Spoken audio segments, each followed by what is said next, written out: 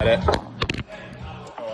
yeah, so they've finally done a release date for the X-Files, I want to believe. I think it's called like Wits of Frankenstein? Yeah, it's like a weird... No, it's not called X-Files, I want to believe Wits of Frankenstein. Yeah. All of that. Yeah. That's too much.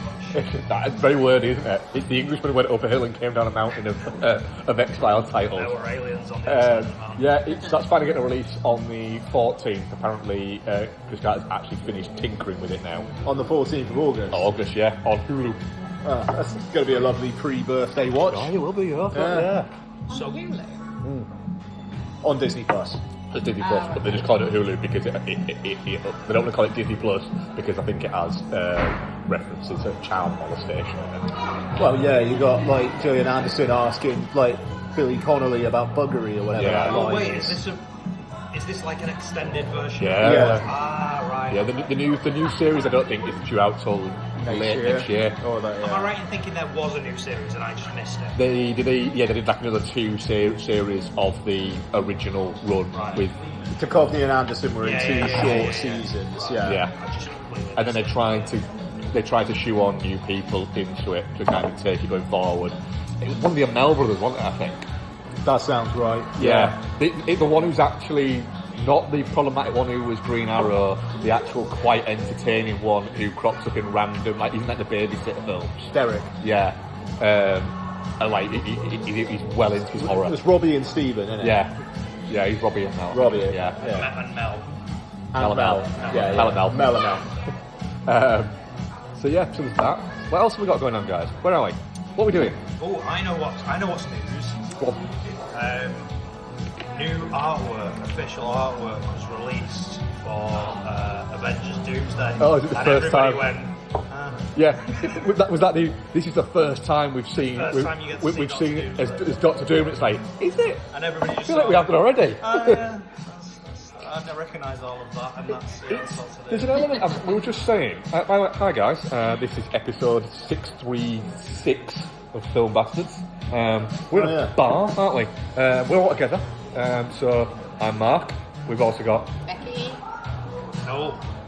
Ian. And Ian, yeah. So there, yeah. I feel bad because I got introduced for it. I know, I was a little chatting. what the fuck. No, That's why there was a gap there. Good. Leaving it for the fucking big boys to go New guy who's jumped in before me.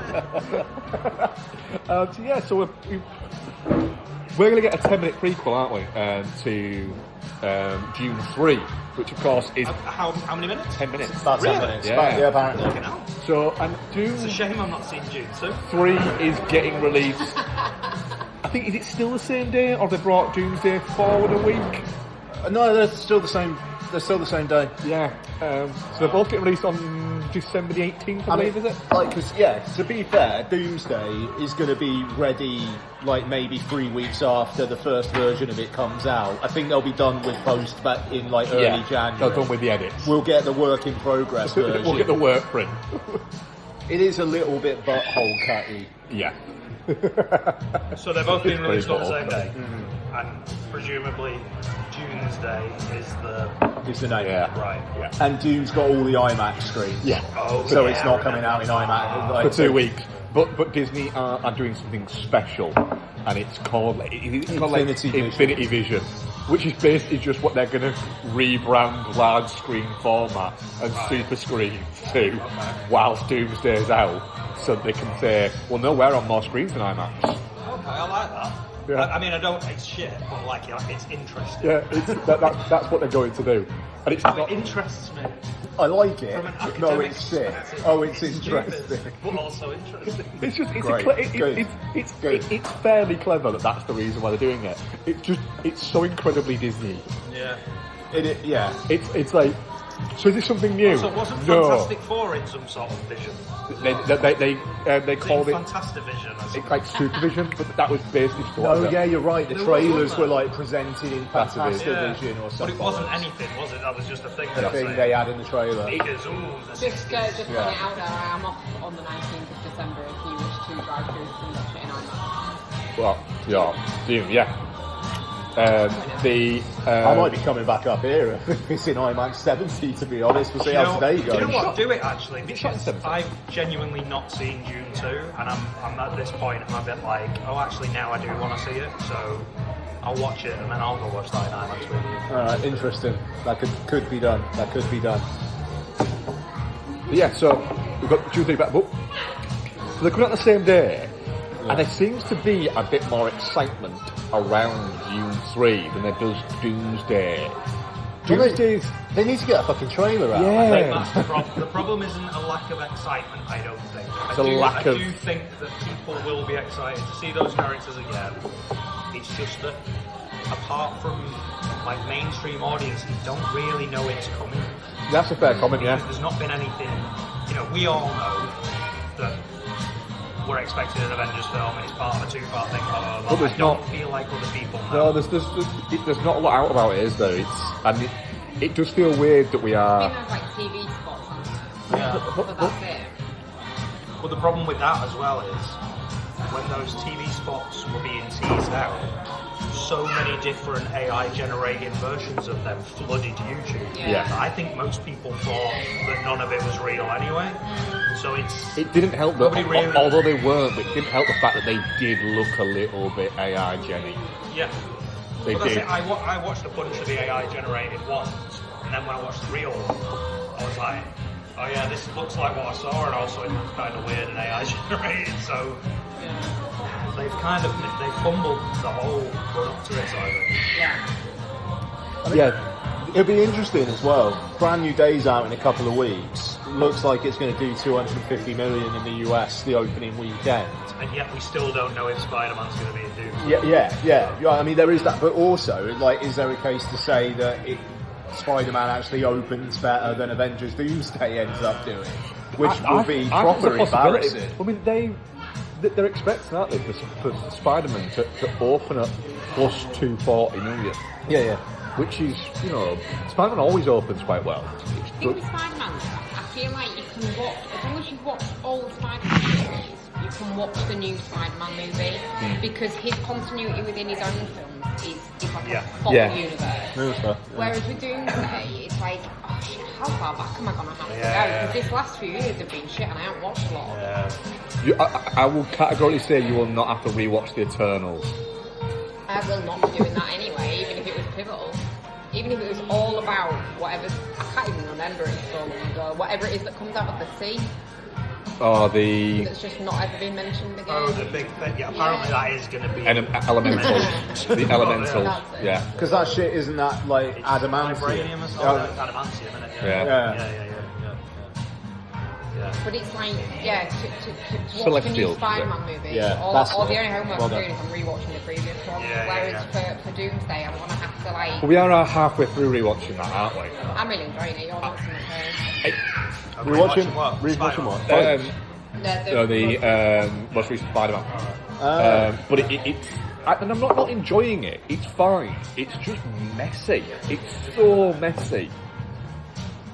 But it's because they're trying to go, let's cram all of these different versions in together, let's multiverse it a bit. I know you watched it going... I mean, the multiverse itself can get in the bin. Can't you just tell a story? And I'm kind of looking forward to the new one of just telling a story. Well, this is, so at the moment, we're going to Disneyland at the end of July, and Charlie said he wanted to watch all the Marvel films in the run up to that. Whoa. Which felt... to me, even to me, like just, oh my god, I can't even... We've managed to get as far as we've seen Captain America 1 and Iron Man 1 and 2.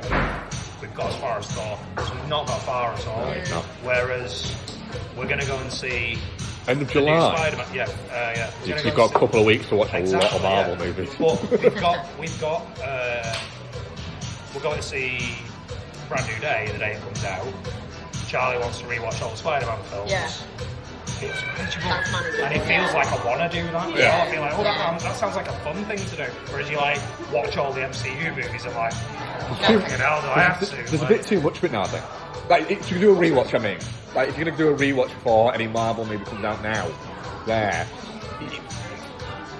it's impossible.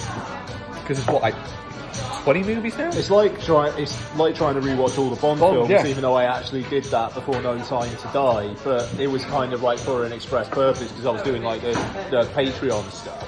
But it's like it was an effort, man. It's not an effort to watch 20 odd movies, but to watch 20 odd movies that effectively are the same movie. Oh, no, that's not. No, but they're the same type of movie. Yeah. They're the same genre. It'd be like going, for the next month, all you're going to eat is pizza. Every meal. I mean, That sounds son of a alright bitch, I though, mean. that was a bad analogy. Yeah. We are actually in a quite nice cool I know. bar. We're not in a strip club from Beverly Hills Cop 2, which is what it sounds It does sound like that. I mean, I would think our audience members would know that we wouldn't be in that kind of establishment. What was Not until later. what was it called Not until after Noel. in Police Academy films? Was it the Blue Blue Oyster? The Oyster Club, yeah. good film. Has not aged well. But quite coup for, I don't know if anybody noticed, BBC iPlayer has now got all Spider-Man films on it. Yeah. Like 2 weeks before the new Spider-Man film That's comes out. pretty good. I don't know how they manage that. No. And presumably some of them in UHD as well, maybe? You would think? in its You'd own think way. so, It yeah. might even be in 4K to be fair. That's what. Oh, you were saying, yeah. I thought Well, even I know that. I thought it was HD. But, for sure, Well, fucking yeah. they're in fucking 480. It's a If they're panel on scan for TV. ITVX, they'd probably be in 480. Yeah, yeah. Let's have a So look. we're getting June 10 minutes. Yeah. Any possibility of surprise Doomsday thing? No, I don't think so. rumours? Like, it would have been out there by now. Spider-Man it'll be before that, won't it? No possibility of any characters from Doomsday turning up in The Odyssey? Maybe. Or like maybe like what we were saying before, the bit where Yeah, fucking Holland will where turn he it to goes down Spider-Man. the whirlpool and whips his way out, Yeah. and then jumps out, and then everybody's like, "Oh my god, it's the Odyssey!" And he goes, Spider-Man." Yeah. Like he's Spider-Man. They've actually got like Christopher Nolan. Yeah. And then Like, all of a secret sudden, trailer for Doomsday, Yeah. and that's Yeah, what Actually, the the whole movie is. thing has just been one big Yeah, marketing yeah. campaign. Bit of a depressing thought exercise, looking at the cast of The Odyssey and recasting them as their Marvel characters. Yeah. So what have you got then? Matt Damon was the guy in Thor Ragnarok who Yeah. was doing the stage production of Yeah. Thor. Yeah. So he you've was got him. Odin. You have him. I forgot Was he about- Odin? Yes, he was. Yeah. Yeah. Tom Holland, Spider-Man. Spider-Man. Who else we Zendaya's- got? Zendaya. Yeah. Zen- Okay. Zendaya's Zendaya's MJ. MJ. Wait, no, you said Tom Holland, didn't you? I was thinking,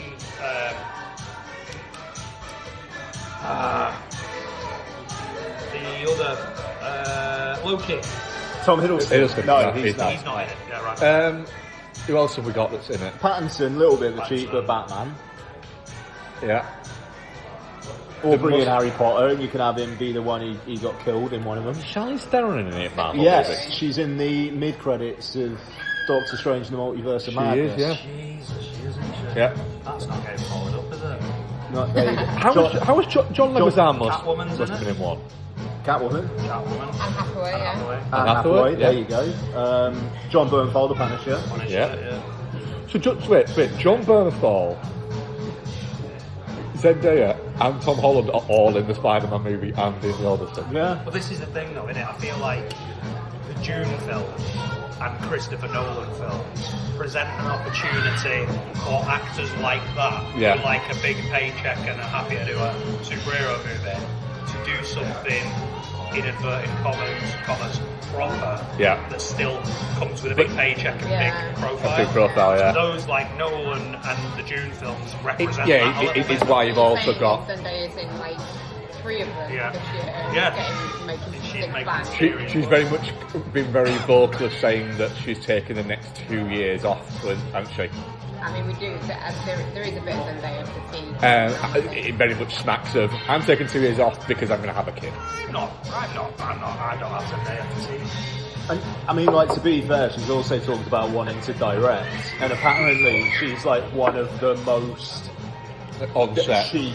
that person could Yeah. be a filmmaker of like these up and coming actors as well, like directors talking about her. But yeah, like you say, she's also talked about wanting kids and Yeah. stuff like that, and you know, What happened to Chris Evans' directorial career? Apparently Yeah. that was a thing, wasn't it? He was, Friday, the 7th. Sorry? TFI Fridays Presents. Yeah, TFI Fridays Presents was going to produce and direct his own movies. They would be not good. They would be, high energy and What? probably quite sexist. Yeah. Did he direct one? Like, I think he maybe directed one. There was definitely chat after Martha. Like, He basically he wanted was to be. big on that post. He said he wanted to be a Yeah. filmmaker rather than what is it, an actor, didn't he? He did one. Was it hadn't he about been shadowing? He'd been shadowing the Russos and stuff like that. Before We Go? That was it. Was it Before We Go? Yeah. He directed that. Who's in that then? He's in it. Alice Eve's in it. Alice Eve's in it. All right, so it was from a very specific time then, because he was only in films for like 3 or 4 2014. years. 2014. Yeah. Right, there you go. Alice Eve is the wife of Claire's lecturer at the university. Really? Wow. And that said lecturer is also a very attractive poet. So as you can imagine, wasn't desperately happy about spending too much time with that guy.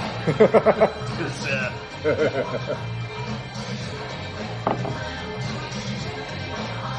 Wow. Where do we go from there? trailers. What trailers have been watched? What have happened? Oh, the trailer for the Rocky one, isn't there? I play Rocky. I play that Rocky. Rocky fella that you like. Yeah. He's got a trailer, hasn't he? He has, yeah. That Rocky Rocky guy, man. you like the one you like. He's alright, The him. one with the lip. Yeah. Yeah, him. You like him, don't you? I think it looks good. Yeah. Looks very good, that Rocky fella you That's like. that Rocky guy. What's it called? You know I play Rocky. No, that guy. You know him. Got this is called Adrian. Yeah, with the lip. You know him.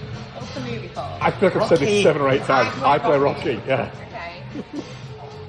This is really big, Noel, 4-pint energy, and you're on less than 1. It's very good. I just can't wait for Odyssey. Who the fuck's I'm Tony sure- I'm Campbell? sure- Also, I stopped drinking quite late last night, so this might just bring me back up to where I was. I haven't seen the trailer. You haven't seen the trailer, so I have to look at you. I comment did on see it. the trailer. Wait. As you know, I have very significant problems with trailers that just use old scores and soundtracks and percussively bang. Like, but apart from that, it does actually look quite interesting. Fun. Because you know that the film's not going Oh, to yeah. be that, it's going to be... Yeah. So Tony Campbell's in it. Is he? Who's he play? Is Tony Campbell? Which one's he? Is it? Someone with the teeth. Tony Campbell, yeah. Is Fuck, he was like really... So Toby Kebbell was like really Yeah. in things like 10, 15 years ago. Toby you will know Kebbell his plays- face when you Google He it. plays Robert Chatoff. He But- plays the director. Sorry? He plays Chatoff. Oh, fuck me, he actually does look like Stallone, doesn't he? He plays it. Oh, yeah, that Robert guy, Chatoff. that makes sense. Oh, the producer? Yeah.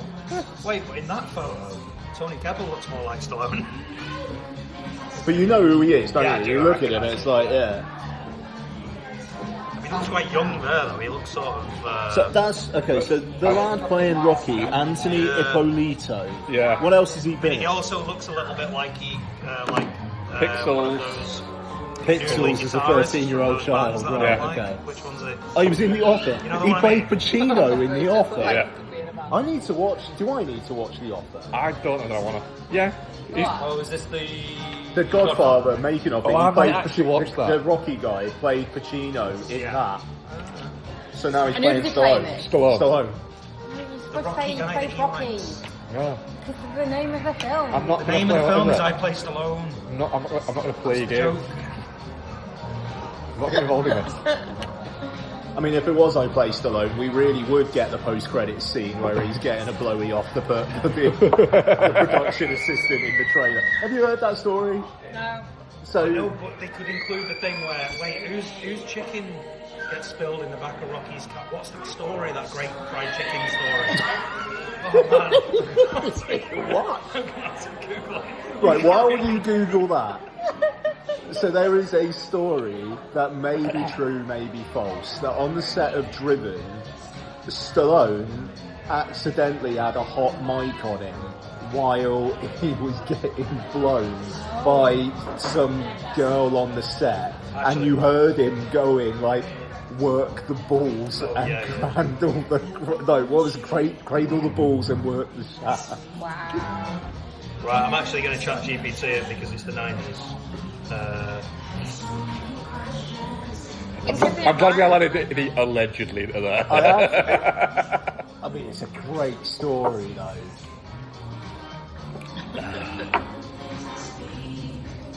Yes, it's Richard Gere. Yeah, Sylvester Stallone and Richard Gere. So according to Stallone, Richard Gere and Sylvester Stallone didn't get along from the start on the shooting of Lords of Flatbush. No, they didn't. The incident that supposedly ended their working relationship happened when they were sheltering from the cold in the back of a car between takes. Stallone later told the story like this. Richard Gere climbed into the car, which is Stallone's nice new car, carrying a greasy bag of fried chicken.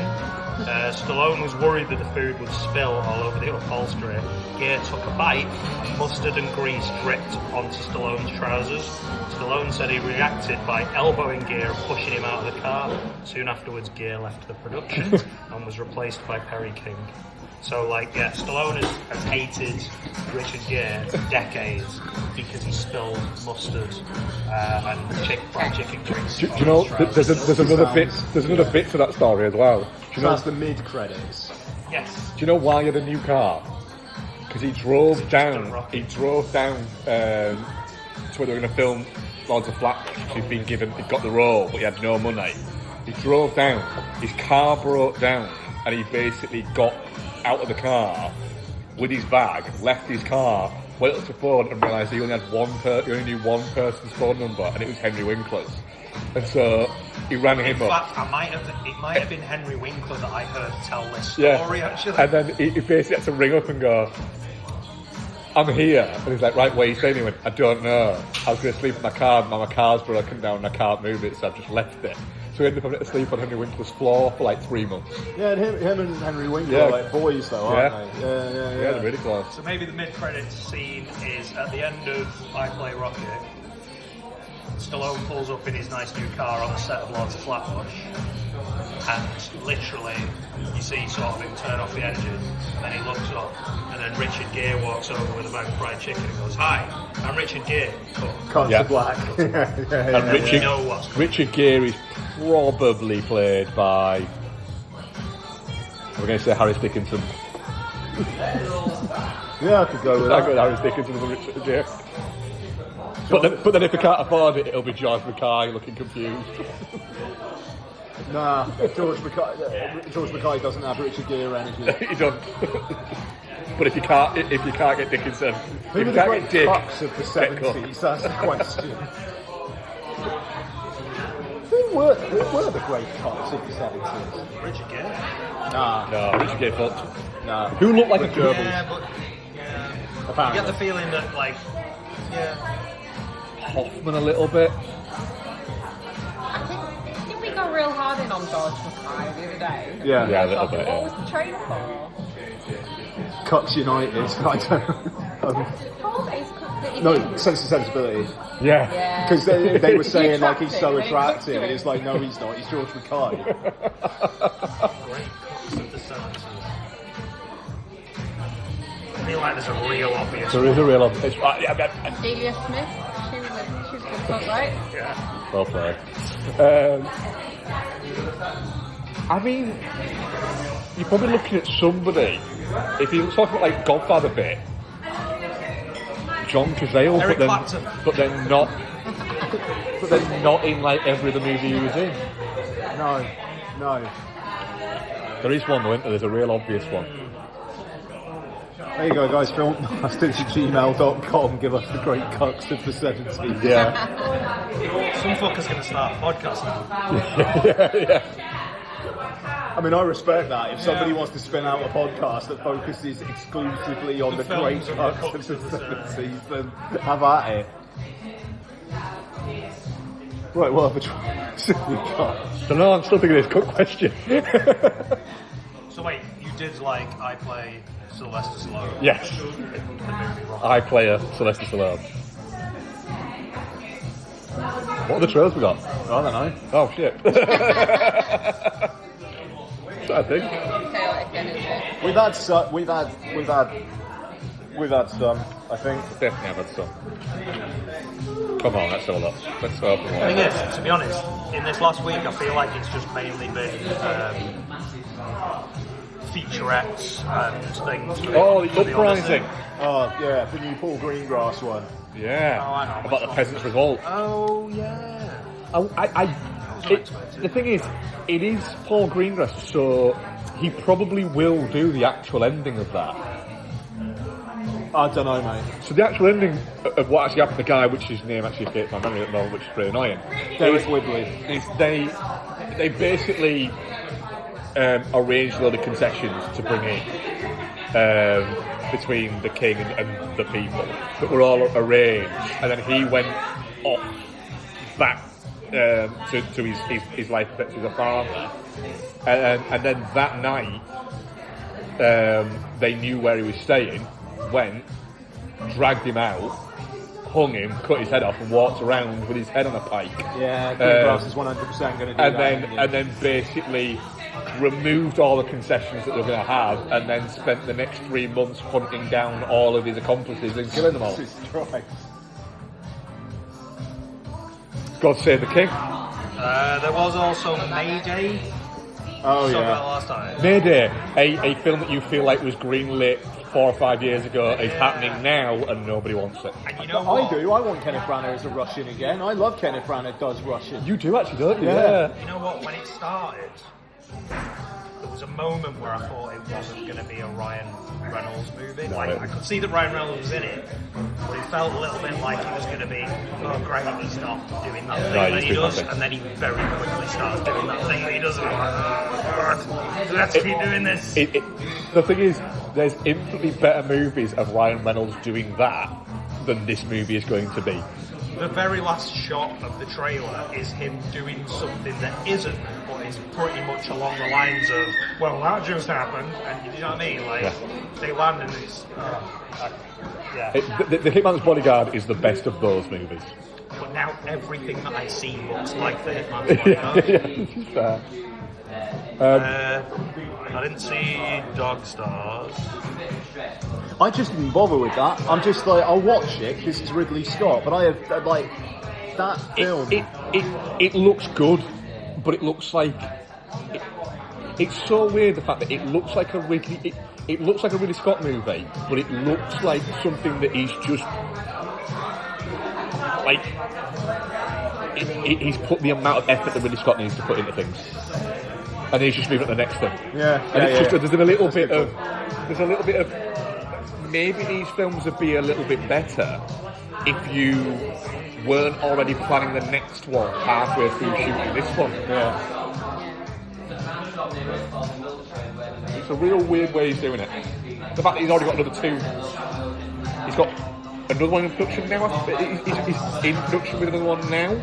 Sure. And he's got another one coming out. And that's the one that'll come out early on next year. And he's got another one scheduled to come out at the end of next year as well.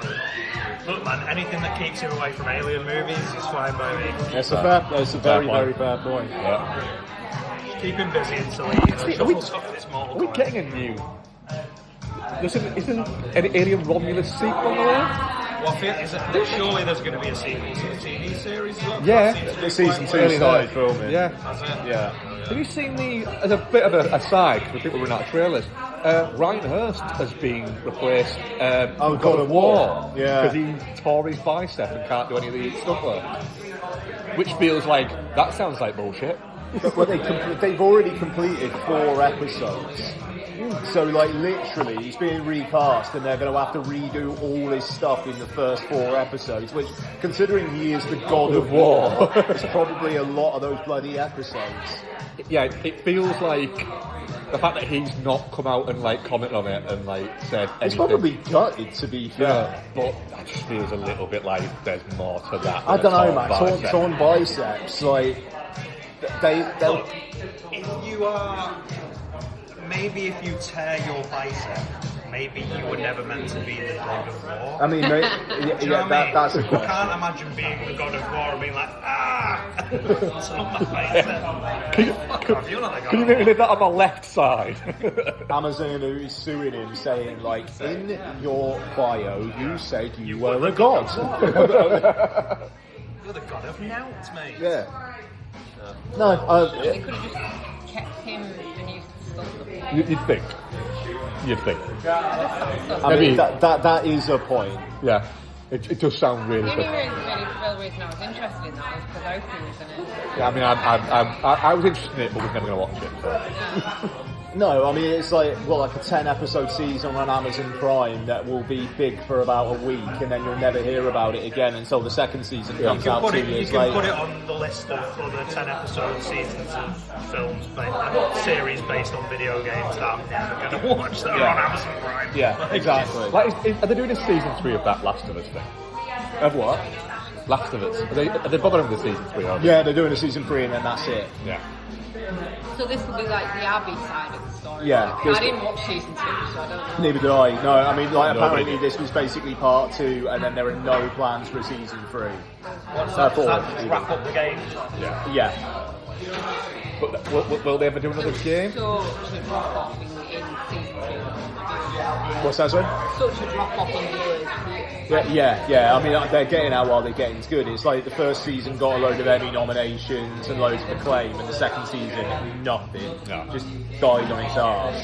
It seemed to be happening and nobody was paying attention. Yeah. Whereas the first season, it was very much every week. It was But to be, I mean, we talked about the show week by week when it was on, Yeah. and it felt to me like if you didn't have that bottle episode with the Murray Bartlett and what's his name? Nick Offerman. Yeah, Nick Offerman. That season wouldn't have been talked about half as much. Yeah. Like People did love that. people loved that episode. Like the rest of it, relatively straight retelling of the game. Relatively. There's no heat in anything there's no sustained heat in anything anymore. There's too much stuff. Yeah. So I had never played The Last of Us, and even I watched season 1 of The Last of Us because I was like, oh yeah, I'm interested to see how this translates to this and what it actually is. Season 2 lands, and it's just, well, fucking hell, like, there's too much other stuff that I've got that I'm definitely not going to get around to watching. Yeah. Just everybody needs to stop making so much stuff so I can focus on things. Like, There is I think, a little bit of climb out there now of things that you don't need to have 3 things happening at once. no. Let something have its bit. I mean, an Anya Taylor-Joy starring series just came out on Apple TV this week, and Apple were quite good at the once a week thing. Not with this. It's just they just spunked them all out there, and that'll be gone by next week. Apple are bad. I think Apple are bad at telling you what's on Apple TV. Yeah, oh yeah. And I want to watch that Widow's Bay. And I think I have a small theory that they don't want to tell people. They don't want to go, this is on Apple TV, by the way, because then people might remember, hang on a minute, I've got Apple TV, I haven't watched this in ages, I better cancel it. And I think that's like, we'll keep them quiet. People will keep playing it. I finished Widow's Bay the other night, 2 nights ago. You finished it, didn't you? What Widow's Bay? Yeah. I'm actually looking forward to watching You it. should definitely watch it. It's very Stephen King, obviously, but there's a Mike Flanagan-y bitness about it as well, isn't there? And I enjoyed it. I will say, just non-spoilery, the revelation at the end of the season. Yeah. Well, yeah, of course. Yeah. Saw that coming a mile away, and also the last episode, I will say, it just sort of build up. Yeah, a little bit. Yeah. Isn't that just TV? It is, but it almost felt like I was watching it, seeing it go towards what I thought was going to be a conclusion, and then what it ended up landing on was more of a. It didn't tease anything, but it sort of left the door open because nothing was really resolved. Yeah. Maybe. Yeah, and I mean it's interesting because like early on in the season, after the first episode, you got a few in a row where it's like they're taking on kind of like a type of horror movie, and that's the style of it for that episode. And then there comes to a point where then that just kind of difficult to stops. pull all that together, And yeah. the last 2 or 3 episodes is just like, we just need to get the plot along. And it was like, I was a bit more interested in, like the second episode, it's about a haunted hotel room. And it's like, oh, that's fun. And then like there's one that's about like a book that The one with the old lady one as well. yeah. There's like a sea hag and like a witchy book and stuff like that. But then like It's definitely a series that you should definitely watch it. It's definitely a series that's a lot of fun if you're there for the journey. Yeah. The resolution, not so much, but the journey is great. But also, Matthew Reese is great. The girl, something O'Brien, I can't remember her name. I think, or O'Flynn or something, Kate O'Flynn. She's great as well. It's well worth a watch. It's a great show. And she has a couple of great episodes as well. That one episode where she ends up being sort of the lead for that episode. Yeah. Brilliant, really good show. We might have started it. When do we need to go? Now. Okay, cool. Let's fucking go. The Odyssey is written by Homer and Christopher Nolan and directed by Christopher Nolan, starring just a lot of people. It's The Odyssey. Who do we start with? Well, Becky doesn't seem very interested at all. So let's start with our guest, Noel, The Odyssey. I'll never watch it again, Oh, that's interesting. but I enjoyed it. I kind of wish I'd Googled it beforehand or done some sort of crib notes version, just so I knew what the beats were, because I went into this knowing nothing at all. And I feel like Nolan isn't always the best at showing his hand and leading you through things, and I think I probably could have done with just some crib notes.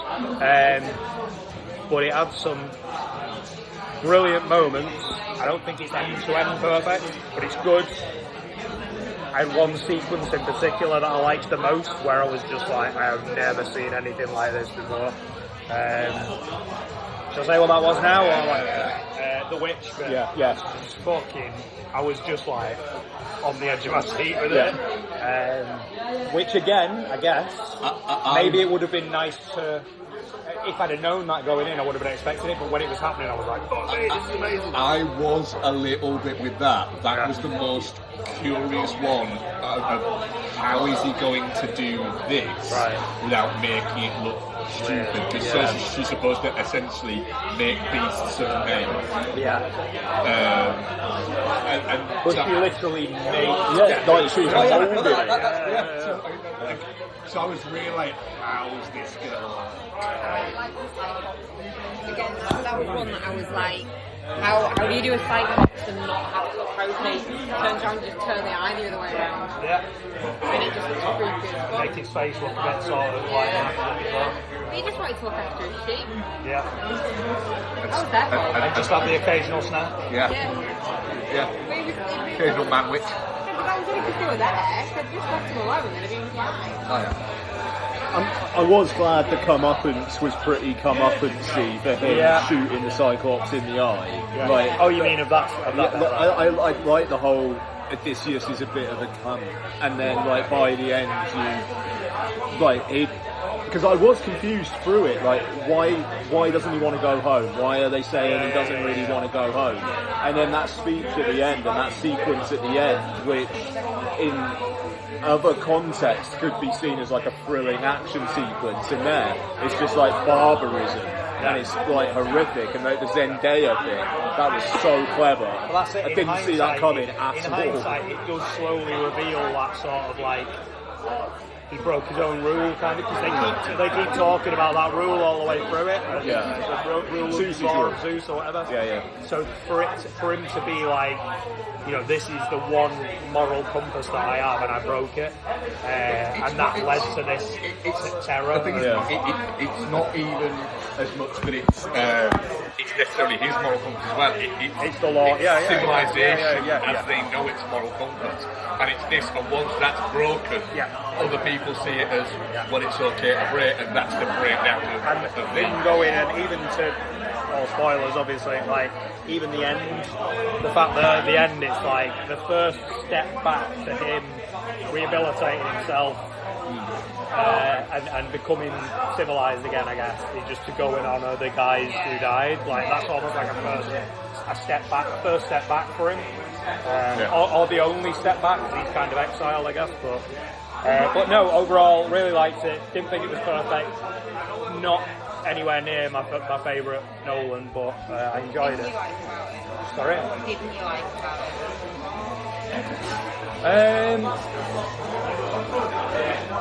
It does feel like a lot of sequences, and I'm alright with that because that's obviously what the story is. But some sequences are better than others, and I don't know. It doesn't. It's not as much of a sort of structured narrative. I always pick on films for that. Like I like the structured narrative, whereas I know what's coming next, and Nolan isn't brilliant at that. I think it's actually probably better in this than it is in something like say Tenet. Yeah, probably. It's easier to follow.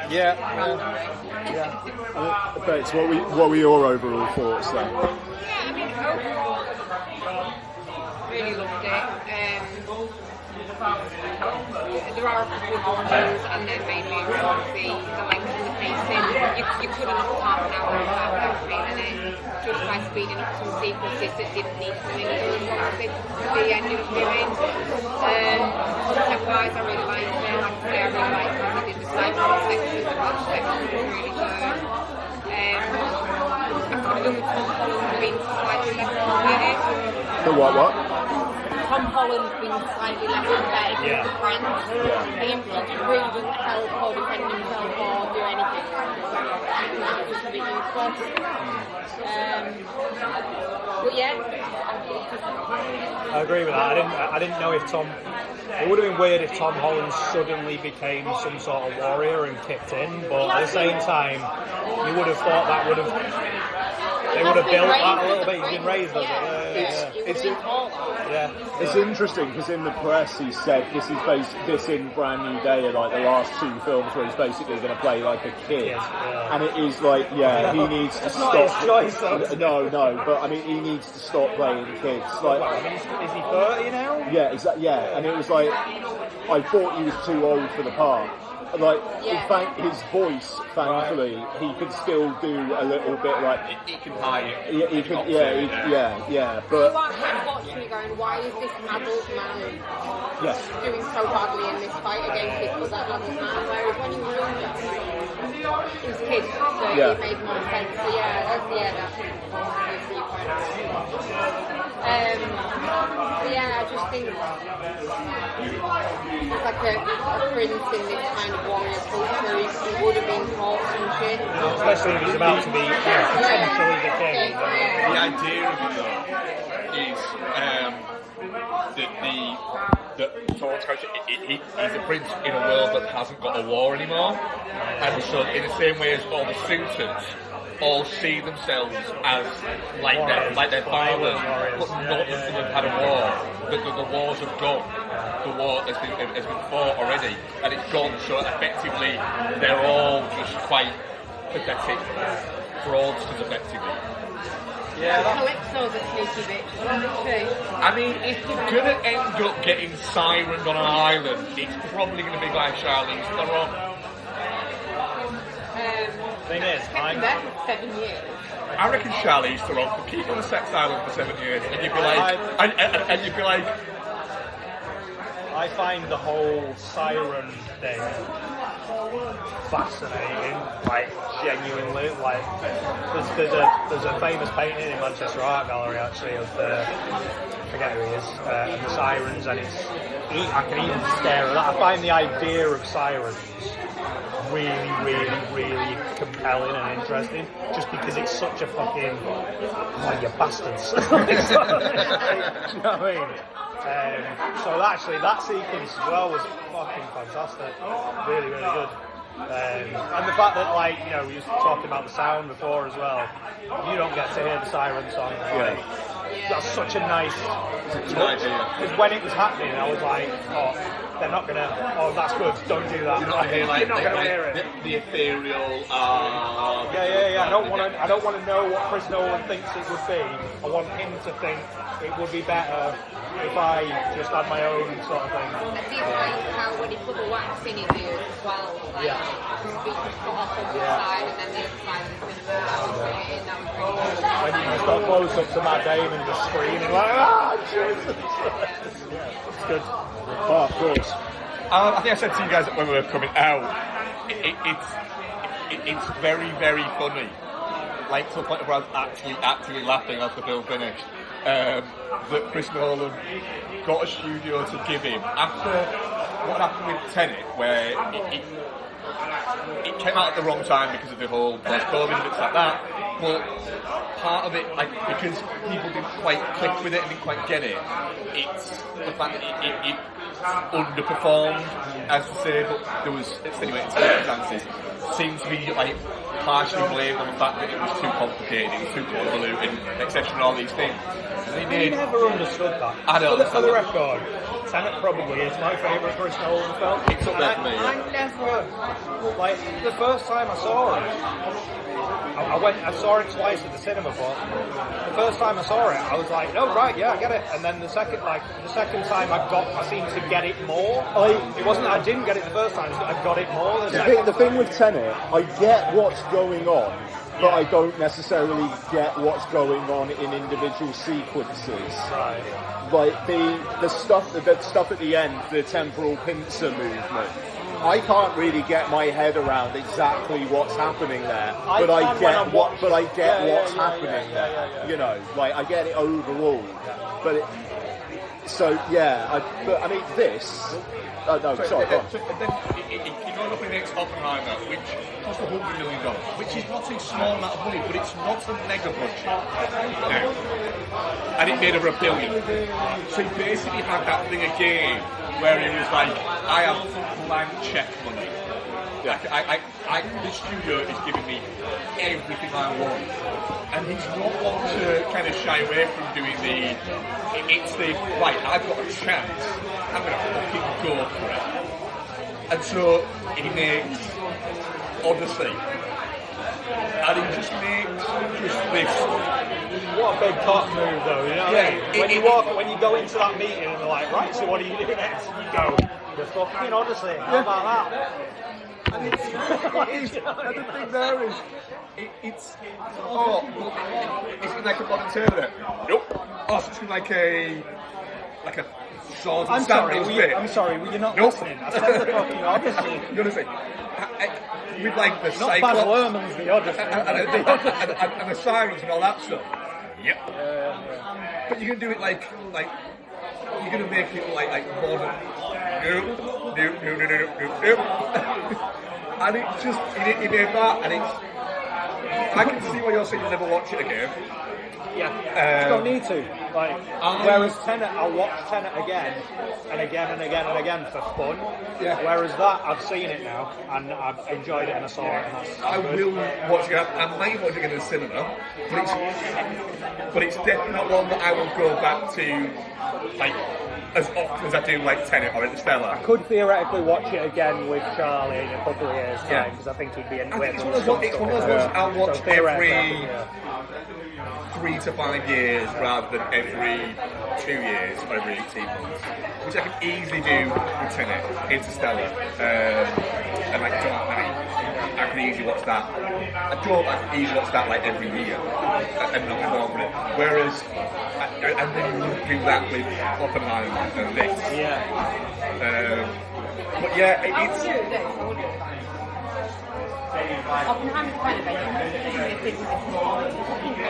Yeah, it's definitely more fun than Oppenheimer. I think I'd probably be more likely to rewatch it than I would Oppenheimer. Yeah, but I just think it's.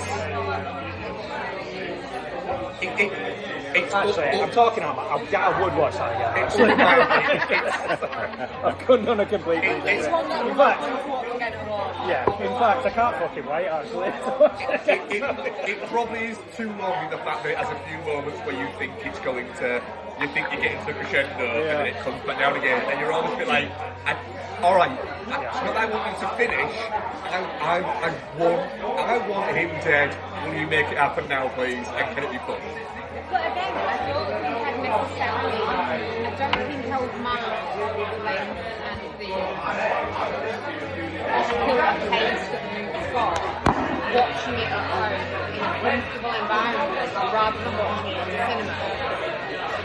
I think because if you're just like lounging on the sofa watching this mythological opus, you're going to have a better time with it than sat in a cinema in a comfortable chair. I'd agree with that, to be honest. Like, I'd rather watch it that first time around, but if I was going to rewatch it, I would watch it at home. In fairness, on a projector, not like in the dark. But for the first time round, definitely. Also, as well, it did look. The fact that it's on film, you can tell there's less of that false darkness to it. There's more colour, there's more depth, there's more real to the colour. You're not having that initial bit of having your brain tricked into thinking that what you're seeing is like an actual. The blacks were real black. Yeah, some of the dark stuff with like fire. But it's literally coloured graded by a guy holding a filter over each individual frame, and Nolan going, let me try the other one. Yeah, there we go. And I mean, for context, we saw it in Imax 70mm, very fortunate to do so. Yeah. And I thought some of the kind of like the landscape shots almost felt like they were fucking 3D. Yeah. Like the clarity of them was mad. I mean, it was a little bit weird at a couple of points where there was something clearly on the film as well. There was a hair in the gate in the opening couple of minutes, and I shit myself thinking, "Oh fuck, are we stuck here?" I had a bit where it looked like there was two little dots in the middle of the screen, and I thought, "Shit, is there a hole in the screen?" That's going to drive me mad. And then I noticed that in the June trailer. Two little dots. And then one of the little dots came back later on in one of the letters. So it's clearly something has been around, on that film. It's clearly a little bit of it. There was a scene where I'm not going to remember anybody's names in this, but like where the Punisher and Spider-Man are walking towards the camera and talking, and there was like a line in the film, but it was only certain. Like, it'll cut to like a different shot, and it wasn't there. And cut back to this shot, and it was there. So Ian, what did you think? I think I'll enjoy it more on a second go round, just because I know the story beats. The start, where it was a little bit of Tom Holland and Anne Hathaway, and a little bit of Matt Damon, and a little bit of Tom Holland and Anne Hathaway, like it felt a bit bumpy to me to start with, and then when it settled in, it's just like 45 minutes of Matt Damon and through, and then we'll cut back. Like I think I settled in. If I was going to cut out a sequence, I think where you went to the loo, Noel, where you came back, like, and they're fighting the big guys. The big guys, like I don't really, other than like here's a bit more peril and here's also something for the trailer. I'm not sure what that bit added. That almost makes it feel like a Jason and the Argonauts type movie, where it's like they're on a quest and thing happen, and then they get further and then thing happen. That almost felt like Nolan just going like, I probably need an action sequence here, where I don't think he needed an also action because I went there. to the toilet in the quiet bit before those guys showed up. Yeah. I went to the toilet and two people were sat by a fire having a conversation, and when I came back they were fighting these giant robot guys, like Iron Men, and I'm like, what the fuck happened? It was, I'm sure this is in the story, but it was weird because it's like they go to this place and then there's a kid there and they're just like, can you help us, blah blah blah, and then the kid just screams, runs off, and then the big guys just like turn up, and I was a bit like, what the fuck's that about? But look, I so no context as to who they are or if they're mythical. No, or there's not. Very Nolan-y. No. They just land on what is it? They keep landing on these perilous. Places where he's essentially cursed places to them. But again, it's like the Jason the Argonauts thing. No, do it. No, go for it. It's a bit like the Jason the Argonauts thing, where it's like you've got to face off a thing because you're on a quest and the gods have decided. The gods have decided that you've got to face these people now, or these people, or whatever. It felt a bit like that. Look, I mean, It is a little bit like that. Sorry. It is a little bit like the book. Right. I think it's very much helped by the last 20-25 minutes. I thought were really, really strong. Penelope's kind of like challenge, and then like when Matt Damon steps up, and it's just like, yeah, here we go. By the way, is that where the logo for TSG Entertainment comes from? Because that's all I could think about when you were doing it. I'm like, is that where they got the TSG Entertainment idea from? Actually, Yeah, that's funny. But no, look, I thought Matt Damon was ace. Anne Hathaway was ace. I mean, like, I suppose the cast other than Tom Holland being too old for the role, I don't think they put a foot wrong. Argos, his little tail wag, the dog. Yeah. Oh, the death of that, His little tail wag. That was good. Then, That was good. Yeah, the future There was a lot of dogs wrong, actually. Yeah, man. Yeah. Just chucking that dog off the hill. It's like fucking hell. But no, look. John Leguizamo got his dog set on fire as well. Yeah. And all that, Decent action sequences, but I was kind of surprised that I think I was more into the dialogue and the less actiony stuff. No. But the witch, I thought was a brilliant sequence. That ruled the bloody land of the dead bit. Oh yeah. My favourite bit of the score there, and then they're just like emerging at where it has that weird little synthy kind It's of. always, it's not even like synthy, but it's almost like techno-y in a way, and it's like this weird like sparking noises. It's really fucking good. Like that ruled. To your point, though, I think for me right now, it's a film of really, really good individual sequences and maybe other bits that aren't quite. Like Pattinson, he got the assignment. I thought he was really good, but it was like, why is he commanding all these guys? Aren't they all supposed to be suitors? What's going on there? What? I don't think the film does a good job explaining that all those people there, only like 12 of them are actually suitors. The rest of them are like the entourage. But it does kind of, it only really focuses on two of those suitors, and one of them it really doesn't give any suggestion that he's in with a chance. It's all Pattinson, which seems a little bit odd. And Pattinson, you're right, he does. Well, yeah, I mean, he would win, wouldn't he? But like, Pattinson is quite good at doing the shitty old thing. And it's quite nice at the end as well, when everybody's like going for everybody's like trying to fight Odysseus, and they're all like going for the guy's dropping the weapons through the thing, and he's in the background going, swords! He's like going, shields! So it's quite nice, but Was that Logan Marshall Green? Yeah, I thought it was. but you don't get a sense that anybody else was in with a shout. There's only really one suitor there. Yeah. So, I mean, I don't know how what we're going to do, spend time character development on another 6, 7, 8. I will say as well. So we saw it in 1.43 to 1, which literally IMAX 70. Oh, was I not going to? I thought I mentioned it. I not mentioned that already. Sorry, go on. Like it's like IMAX 70 is the only thing that where it shows that aspect ratio, which is like apparently Nolan's preferred one. I'll be honest. Like, apparently normal screenings are in scope, like 2.39 to 1, like proper widescreen. It's like, I was looking at that frame, and it was just like, honestly, there is so much of that top and bottom. I know that it kind of gives it an epic feel, but it was also just, this is really big, but I'm just watching the middle of the fucking screen. Like, I don't necessarily think it did all that much with it. Whereas... But then it absorbs you in. But that's it. I think it does do that, and it's. I think it'll be interesting to watch it at home. Yeah. He'll probably do it 1.9 to 1. Oh no, like it will be. There'll be a bit more cut off the top and bottom. It'll still be full frame, but it won't be as much frame. And I kind of wonder if that will work better.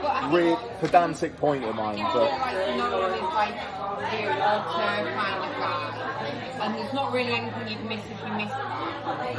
no, yeah, all the visual information that you need is right in the middle of the frame. Stuff you miss in frame in the review.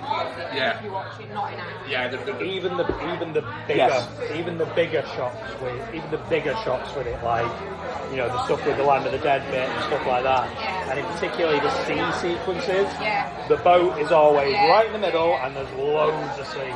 So you're right, it is the all. idea is I really hate for you to watch Do you know what? I'm kind of up for it now. I don't know. I think when it came out, there was something about it where I was just like, not now, like sort of thing. So, what that mainly does though is, as a film, as an IMAX experience, it is the most, right, this is just fucking all IMAX. It's not, it's here and then it's there, so it expands to it, it's all in IMAX. It just so. Well, I disagree. What I think it adds is that enclosing feeling of we're watching something huge and epic. My own, I do get that, but Tenet and Oppenheimer, theatrically, they're 1.9 to 1. They're 2 to 1, I think. Anyway, they're less wide screens, so there is more visual information in the cinema presentations at the top and bottom. And if you had that with this, you'd be less looking directly at the middle of the screen. The important stuff would be a bit more. But I get it. I think Nolan was just like, for the folks who are actually going out there and like paying the extra money to see it in this format, I'm just going to give them loads of extra shit. But that loads of extra shit is just enveloping. It is just for that. So that's the thing. It's like the way we saw it at home would be utterly inappropriate. yeah. Like that was so specifically for that presentation. Yeah, it's that print. Which is cool, actually. I complained about it, but that is kind of cool that, like, we saw it so fucking big and so right in your face, and you'll never get that at home. No. And that's what Nolan wants. Can I raise a controversial opinion? It's too fucking big. It's too what? Too big. Too big. My eyes can't take all of that in. If there's ever any kind of flashing light, because like I do have a sensitivity to flashing light in high definition, I can focus because my eyes can't take it all in. My eyes There was one scene in particular where it was getting real flashy, and I was like, Oh, the Poseidon bit where it's all lightning and shit. maybe, yeah. Before Matt Damon, like, washes ashore. Yeah, Yeah. before that, yeah. I genuinely thought you said washing his shorts, and I was like, I don't know what that was. It's a lot. Yeah, you went to the toilet. But it's too big. It's too And big it has a hard to cut. be that small, I think. And like, even looking at the back seat in that screen, it's still not that far away. Like, I want to be half a mile away from the screen that size. To be perfectly honest, I'm not. I know you guys aren't. You in particular, like much more. I'm not that big on IMAX generally, anyway. Like, I think it has to be the right film. it does. But I tend to. If I go and watch something, I don't do it very often.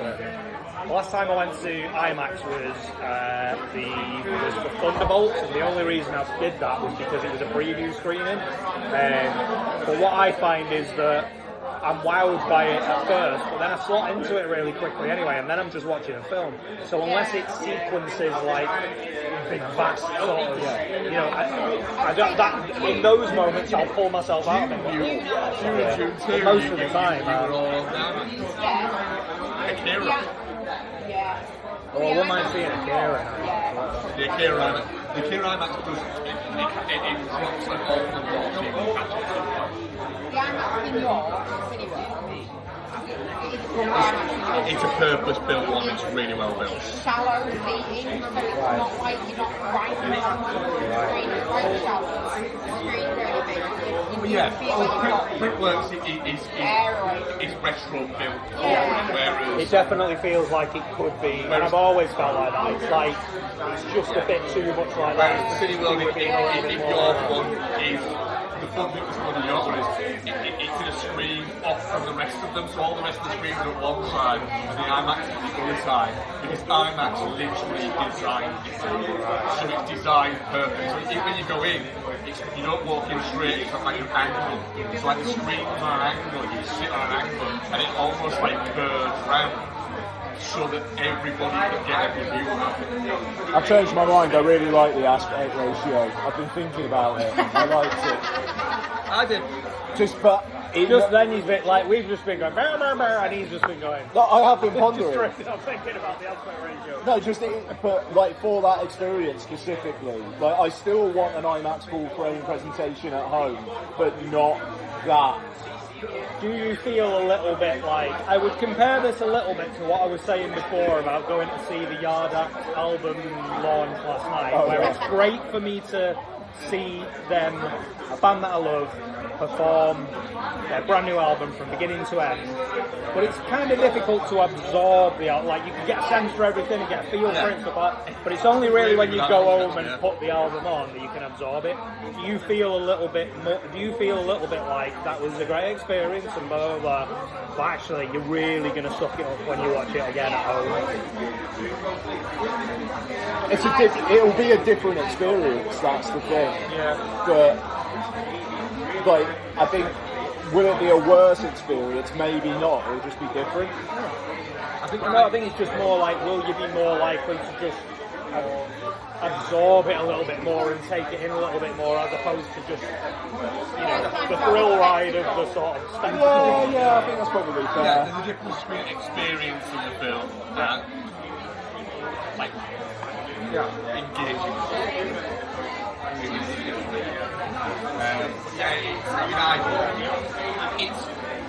It's a spectacular experience. I'm really excited about it, but I will wait in my podcast. Like, only Noel could come into the studio to do that. It's going to be I don't know one can make it pay as well. Yeah, it's going to be fascinating what the fuck he does next, because this is going to be incredible money. It's going to easily wash his face. So that means that he gets another blank check. He's interested in making a horror movie. Yeah. Let's go. And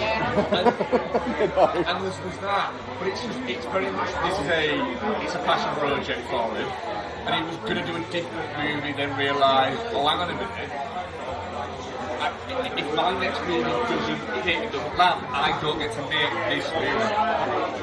If he wants to do a horror movie in that aspect ratio, and it's set in like a confined space, but you're like, it's almost like I'd want him to go, look, give me $50 million, this thing is going to be useless to watch at home, but in the cinema, like, I'm going to use the top and bottom of that fucking frame to scare the shit out of people. Like, give me $50 million, and I will make it the first horror movie and make $1 billion. Yeah, there you go. And then we can all just have loads of fucking money. And then I've got an idea. What? I would do Jesus the movie. I will say before we stop, the score. I liked bits of it. Yeah, I agree with you. Didn't think it was great. It's not a very consistent score. I like half of it. I like the big bits. The softer bits were a bit like, this feels a little bit, we're doing a mythological epic, we better do music that fits the tone. Yeah. And it's a bit like, except for the end credit music, where it's like, what the fuck's happening here? Yeah. But yeah, I mean, like, look at Good Ronson's already got. Cheers, bud. Thank you. Yeah, exactly. He doesn't need any more, so let someone else have an Oscar. Look, definitely not shit. kind of obviously, definitely not shit. Yeah, of course. Yeah. Need to have another swing at it. All right. Question then. What's your current, the 6 and a bit months through the year, what's your current film of the year? Project Hail Mary. What's yours? I've been the invite, you know. That was mine. That was the other one I was thinking. Exit 8. Have you watched Exit 8? Still not watched Oh my god, you need to watch it. I still Project Hail Mary. I've got it. Sorry. I still Project Hail Mary. Yeah. Oh no, I really like that. Not the game. But Project Hail Mary.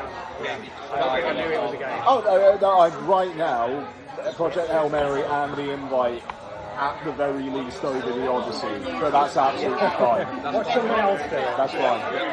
Also, we should probably tell Jordan right now that we did all this. Yeah, no, I think, yeah.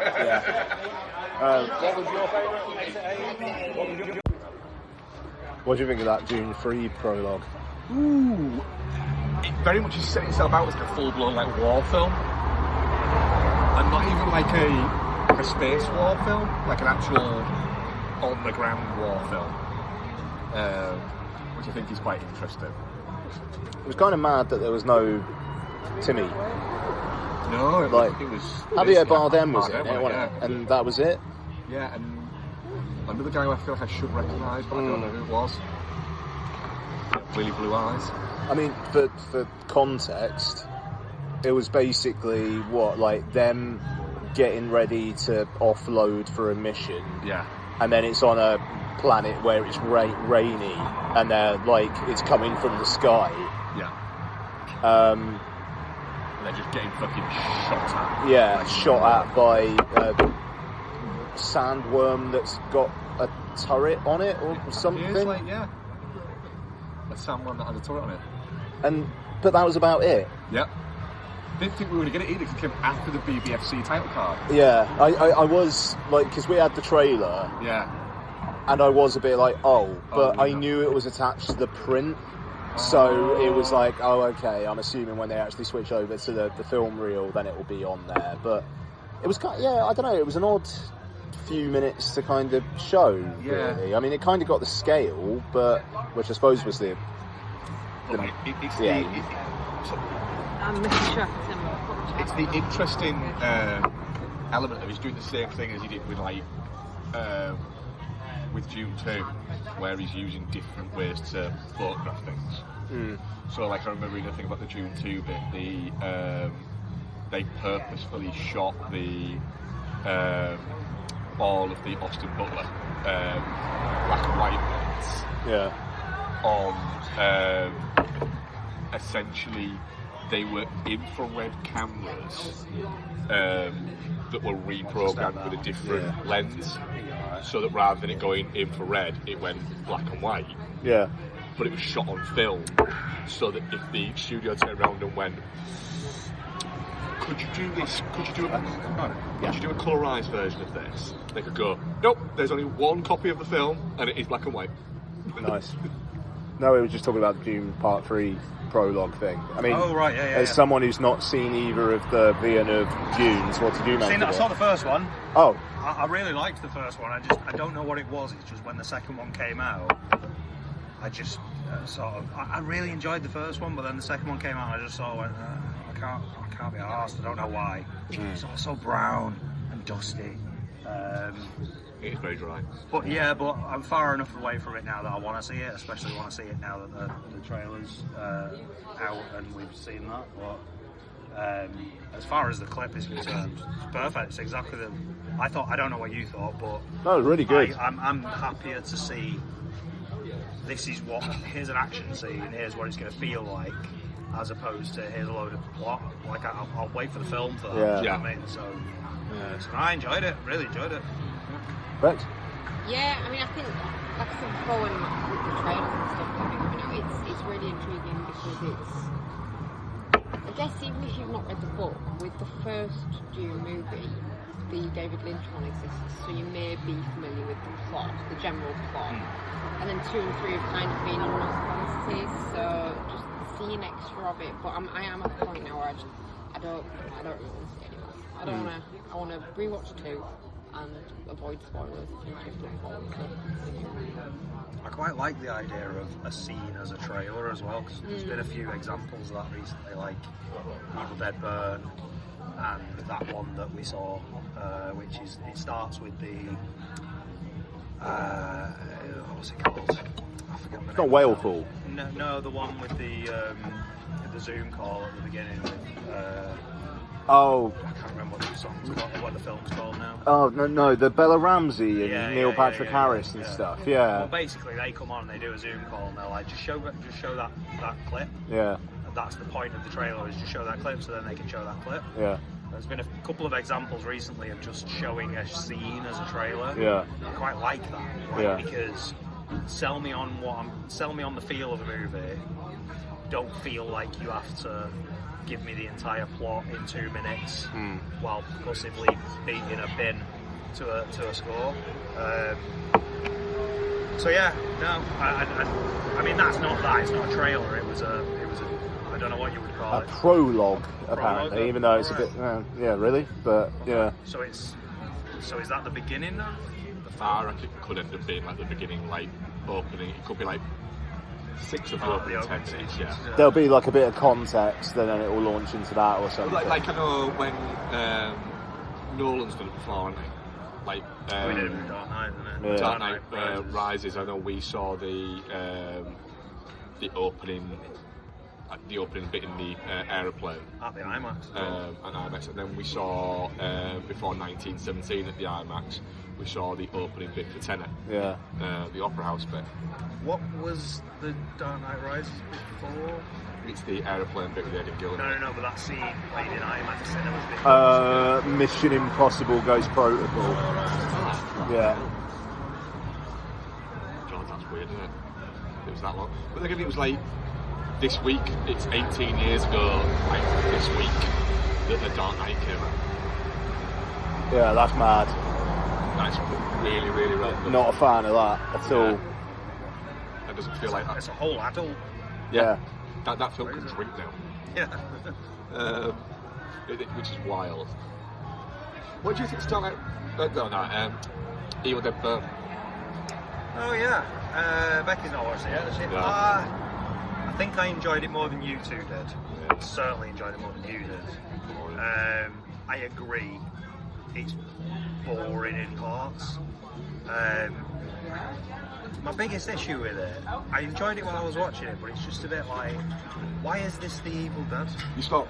Like, why Not is an it? Evil Dead movie. Like, Yeah, it, no. it feels like there's a gap in the market for not even comedy. It's not even comedy horror. Like it's just there's a gap in the market for like fun, zany, like crazy. Oh my god, full on. Not in a sort of ice cream van or ice cream man kind of No, way, but in a- just in a fun kind of way. So like, why not? If you've got this IP, why not do it with that? Well, this is the thing. It's. I would say that the best Evil Dead movie is Evil Dead 2. sure. And then Army of Darkness is one that I would say a lot of people would then say is their second favourite, just because of the sheer just oddity Yeah. of it. But all of the remakes, sequels, recalls, whatever you want to call them, are all lean into the nastiness of the first, Yeah. but none of like, because the first is quite gnarly, but none of the camaraderie of the first. It is just all relentless fucking misery of the three we've had since, and it's just a little bit like, have you watched these movies? Have you actually watched them? I think for that first Evil Dead film as well, there was some novelty in that a little bit, because it was like, oh, this is the Evil Dead, well, you know, this isn't your grandpappy's Evil Dead kind of thing. Yeah. So there is an element of novelty in that, but then when you get to the third one, you're just like, well, I mean, the second one was kind of fun, wasn't it, in a way? But it's just, if you're just going to keep making these and they're not going to have any kind of flavour other than Here's the book. another mean horror movie with trauma as the bad guy, Yeah. then what's the fucking point? Yeah. Also, they seem to have, like I say, I enjoyed it more than you did, but they seem to have imported a load of lore into it as well that rarely makes sense. Yep. Like, Because they changed when it is from when one it to when are you like when are you a Deadite and when are you not a Deadite? Like, and why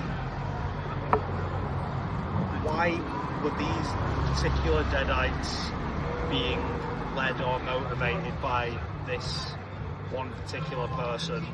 Why were they chosen to be the Deadite that does this thing? Like, it was really loose. Like, if the Deadites can do what the Deadites can do, then they can take over people and find out where their fucking knife is. Like, it just felt really scattergun with all, like, it didn't make a lot of sense. I like that the knife said Kandar on it, just to make it real identifiable. Yeah, it was absolutely...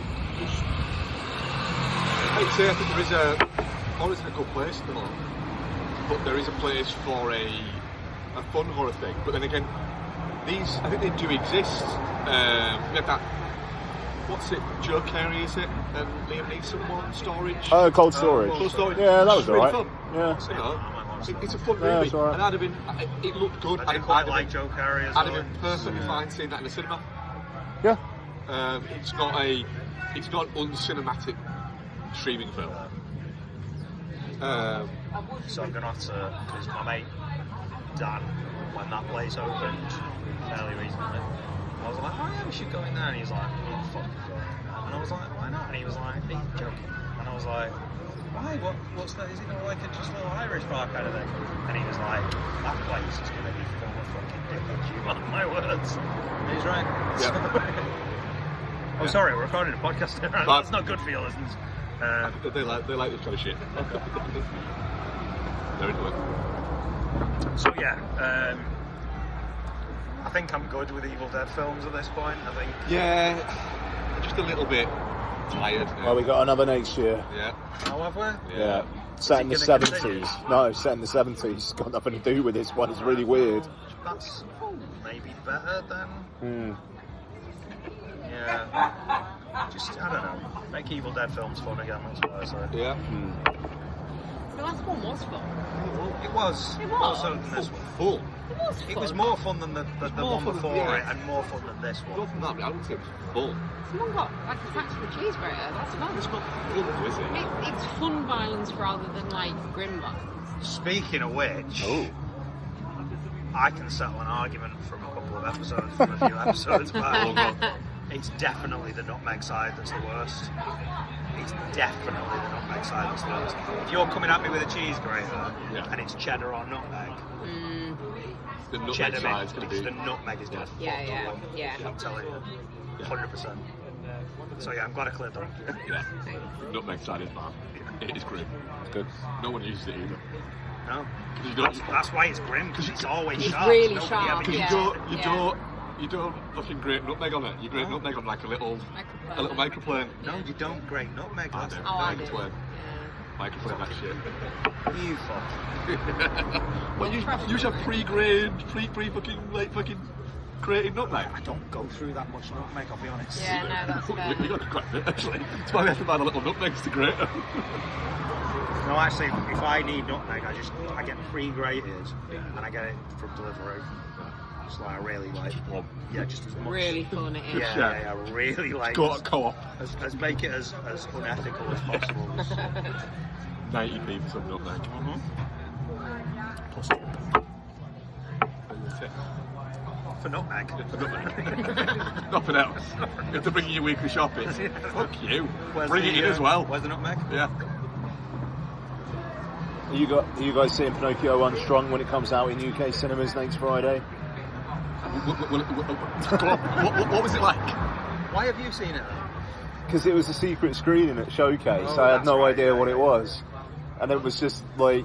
But the thing is you said it was going to be one of I two know. things, and the other thing that you said it was going to be made me check Count my My Asthma. cinema Yeah. to see if Count My Asthma, Yeah. and they had a secret screening on, and they mentioned it was a horror, and I was like, oh shit, I might go. If I'd have gone and it was fucking Pinocchio Unstrung. Pinocchio Unstrung, I'd been fuming. So it's 82 minutes long, Yeah. which is wonderful. Yeah. It's from the world of Winnie the Pooh, Blood and isn't Honey. it? Alright. Literally, somebody is listening to a song from the soundtrack of it on their phone at one point, and it comes up with the Winnie the Pooh, Blood and Are they Honey. the same Had a people did soundtrack. the... Yeah, apparently. Are they the same people who did the... What is it one as well?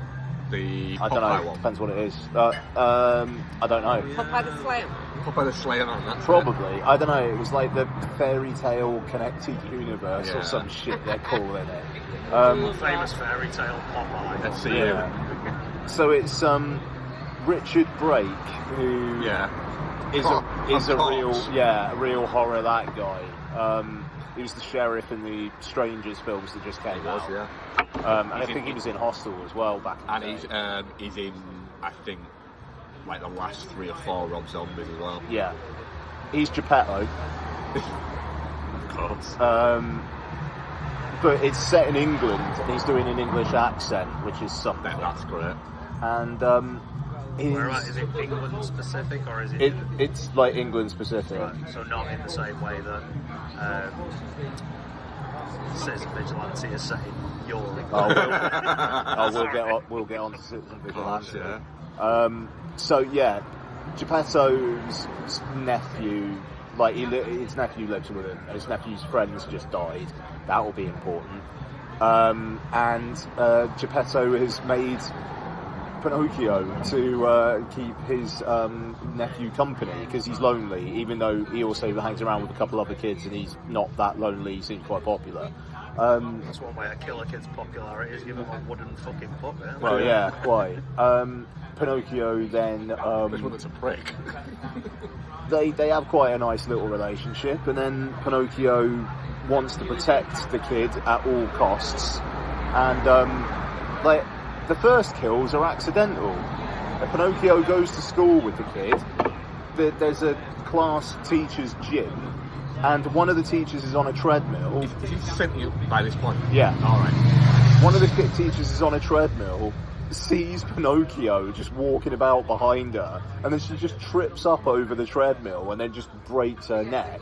And then a guy reacting to it, a weight falls on him and just fucks up his head. So it's not like a Chucky situation where it's inanimate. He's not, no. He's just mooching around. Yeah. And he's not necessarily even evil. It's just he is trying to protect this kid. But then some weird shit happens where in the basement there's a wood sprite thing, and then a Jiminy Cricket voiced by Robert Englund, who are trying to get him to kill, and they're like, you can make yourself a real boy if you basically just take bits of people and store them in yourself, and then you'll be a real boy. Store them in yourself. So there's I really want to watch it. Yeah, I feel like you might be making this sound better than it probably the thing is it shit? Yeah. Did I actually have fun watching it? Also, yeah. I've watched 3 Gingerdead Man. Oh, Gingerdead Man. Yeah. So you know what I mean? Yeah. It I don't know. It really sets out its stall early on when the kid, the first time he sees Pinocchio, just runs up to his uncle and it's just, what the fuck is that? And then it just really sets the tone. Lots of swearing. It's 82 minutes long, and they set up a sequel at the end, Which it'll probably get. This film is getting a wide cinema release in the UK next week because it is the only film coming out next week. Yeah. And good luck to it. 2.5 out of 5, which is not as bad as it could have been. So, Citizen Vigilante. No. Yeah, so, like I was saying to you before, I was a bit naive about Citizen Vigilante. I went into it, and I went into it knowing that it was obviously Armie Hammer in the main role, who is a man who has had his issues. And I knew it was it was Uwe Boll, obviously, and I knew there was some sort of questions about it. I didn't realise it had been sort of taken under the wing of the right wing and was being. I didn't realise it was going to be quite as grim as it was,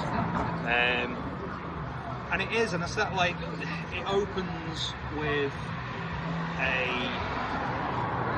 a scene of a young mum and a young kid just walking through a street in Europe, the continent. It's non-specific about where it says. It just says Europe, which there's a reason for, I think. And an undisclosed immigrant just comes up and stabs the mother in the neck, and the mother lies out on the street, and she's blood gushing out of her neck, and the kid's there going, "Mama, Mama." So it intentionally tries to sort of, get that kind of reaction out of you up front. And then from there, it's just one of the most fucking mean-spirited and unnecessary things I've ever seen in my life. It feels like Armie Hammer is playing a version of what Elon Musk thinks he is. Yeah. And that... Doesn't he play like a rich... a billionaire that's basically he's like a landlord who owns a load of property, but he's not. He's in Europe, but he's not from Europe. So he himself is an immigrant, but they don't touch on that at all. He just basically he's like a sort of, if he's losing money on any of the buildings because like poor people are in there, he's like, oh, just evict them and all this type of stuff. But it's just, there's something about the way he carries himself in that film where it sort of feels like a superhero version of Elon Musk in a weird way. It genuinely, if it came out tomorrow that it was co-written and funded by Elon Musk, I would not be surprised at all. I think it is partially funded by the whole thing that Musk seems to be running on and going for at the moment about Europe being a cesspool of not individual countries, Europe being a cesspool of immigration problems and people being stabbed in the street by people from other countries. That feels like the whole MO of the film. Yeah. And in a really, like, I'm not easily offended, but in a really grubby, it feels like the film has an agenda, and it's almost like you can't make as much money out of Europe because of the EU's tax monopolies. Right. They want rid of them. So a must watch. Glad I didn't pay for it, I'll say that. Yeah. When we want, Glad I didn't pay for it. And I'll happily admit to it. Somebody did like a dive into the statistics. Right. Because it was available for 48 hours on X for free. Oh, yeah. And somebody did a dive into statistics because it was must claim that it had been watched if it would have been in the streaming charts that week, it would have been number one by a mile. That it had been watched there was like 107 million hours worth it watched. It wasn't though, was it? And then somebody put it out and said it was actually fully watched from what we can work out from the statistics that are available for it. It was actually fully watched on X. They reckon about 17,000 times. If you can go on YouTube and you can find the opening scene, and I know the closing scene, which involves, I'm going to spoil it, I don't give a fuck, which involves, it's in a hospital bed where he's talking to a woman in a hospital bed at the end, and he's basically doing his speech about, the state of the world and what's happening and what he's here to sort of do and prove and stuff. That will give you all you need to know. Like, it's fucking, like, it's genuinely, it's vile in a way that it just feels like somebody's made this for a reason. The fact that Germany and entertainment is not the reason. Germany have literally banned it. No, but they've not though. That's the thing, and this is part of the fucking problem. Is that they're going out there and marketing this as the film. No, they didn't. There was a question of the release of it at first because Germany has quite strict rules about violence in films. So Germany took some time to figure out what certificate this was. So during that time, they were able to go out and go, it's the film that's been banned in Germany, it's the film they don't want you to see. That's why we have to release it on fucking X. It's like, no, the reason you have to release it on X is nobody out there that it was banned because Germany accused it of having too many Nazi similarities. I think that's part of the reason that Germany has more stringent rules though, in it, I think. Yeah. But then it's basically admitting, look, this Germany thinks that this might be made by a Nazi.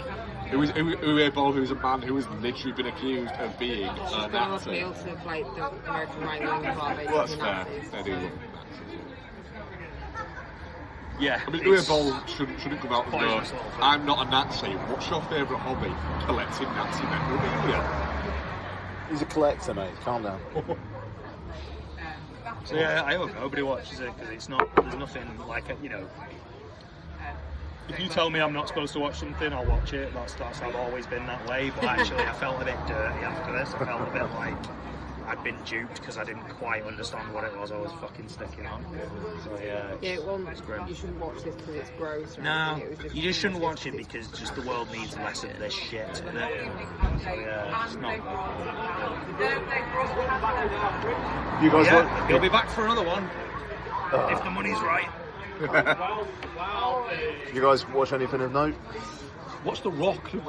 Yes. The Rock's really fun and really entertaining, and it's a little bit of one of those where I don't think people appreciate how cagey Cage is in it. Yeah. He's very cagey in it. Like, he's not, like, it's Can't- not you one of can't those cage ones the where he cage. isn't It's cagey. not caged. He's Yeah, caged. he's fully caged. in Cage it. on cage. It's fully uncaged. Cage. Yeah. Yeah. And still, no matter what, I do not get the Sean Connery. What way? What? As an actor or as a? I just think he's shit. I think you could lift him from any film that he's in and drop him into a different one of his own films. Yeah. And it wouldn't be any different. He is the absolute same in every single. And I'm not saying that necessarily that So he's did not. Elba. People say he's mint. No, but but no one says he's as mint as people say that fucking Connery is today. Connery's got an Academy Award. Idris Elba's never won an Academy Award yet. No. It's just, I genuinely, and I've never got it, I don't get it with Connery. He's always just Sean Connery, and that's fine if people like that. Yeah. But the problem is, he does character actor roles. But his whole character is, he's just Sean Connery. And people are kind of like going, but he's just Sean Connery. And it's like, yeah, but that's a bad thing.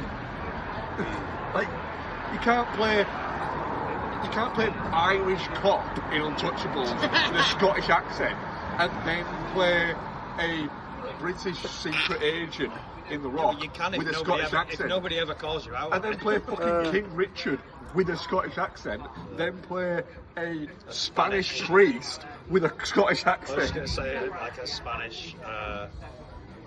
He's Spanish in Highlander as well. It's based in Highlander, yeah. He's a Russian submarine captain in The Hunt for Red Yeah. October. So that's all he's. We'll talk about that. I'm a man of Sam many Neill. accents. This is my Russian accent. This is my German accent. Bloody good. etc., etc. He seems to be that all he does is he puts the tuck in his teeth a little bit more or a little bit less, depending on which accent he wants to put on. But Sam Neill. Yeah, Sam. really, really fucking sad. Yeah, seems like a good dude. Yeah.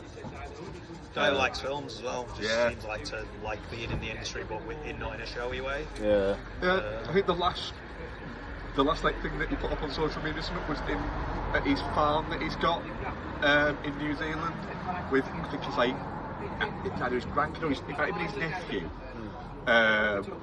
running around in the background in one of those blow up T-Rex costumes, and him turning around and going, "Oh, not this again."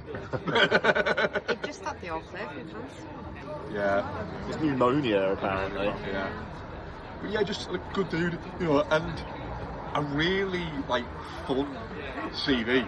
When you go back and look at it, you've got things like Jurassic Park and bits like that on it, but even genre picks. Like we watched Dead Calm recently, didn't we? Oh yeah. And that's a really fun genre film.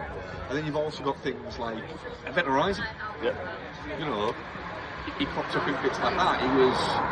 He was just a guy who I think seemed to really like being an actor. And was just like, yeah, I'll do this. You never heard a bad word about him. National Day of Mourning in New Zealand, I think. As Fair well. enough. Fair enough.